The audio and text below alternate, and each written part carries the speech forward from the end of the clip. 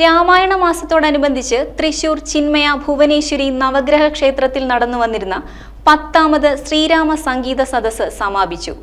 ചിന്മയ മിഷന്റെ സഹകരണത്തോടെ തൃശൂരിലെ Nadabrahma foundation cultural and charitable ട്രസ്റ്റാണ് 15 ദിവസം നീണ്ടുനിന്ന ശ്രീരാമ സംഗീത സദസ്സ് സംഘടിപ്പിച്ചത്. രാമായണ മാസത്തെ സംഗീത സാന്ദ്രമാക്കിയ 15 നാളുകൾക്ക് വിരാമമായി.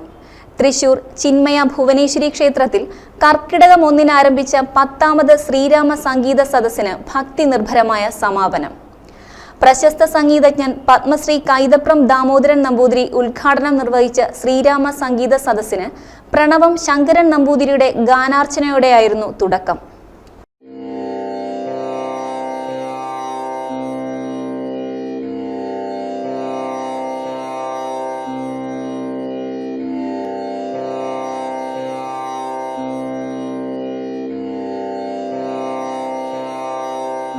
എനിക്കിതൊക്കെ ഉണ്ടെങ്കിൽ ഇത്ര വർത്തമാനം പറയാൻ പറ്റുന്നുണ്ടല്ലോ, കുറേശ്ശെ എഴുതാനും പറ്റുന്നുണ്ട്.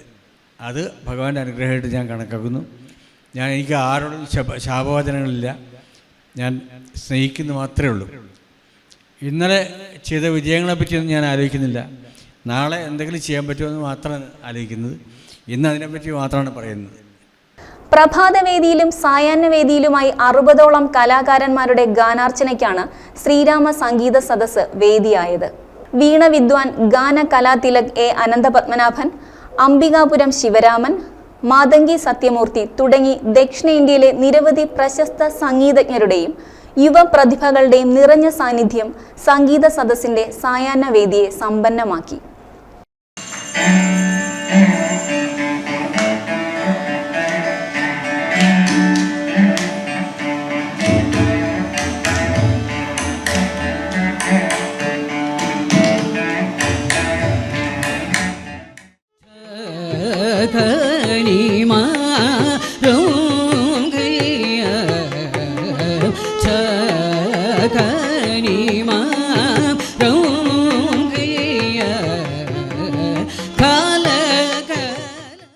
നവസംഗീതജ്ഞർക്കും യുവ പ്രതിഭകൾക്കും ഒരുപോലെ അരങ്ങൊരുക്കുന്നതായിരുന്നു സംഗീത സദസ്സിന്റെ പ്രഭാതവേദി.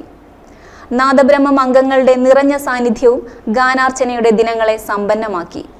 മുതിർന്നവർക്കൊപ്പം ആലാപന മികവുമായി കൊച്ചു ഗായകരും സംഗീതാർച്ചനയിലൂടെ ആസ്വാദകരുടെ മനം കവർന്നു.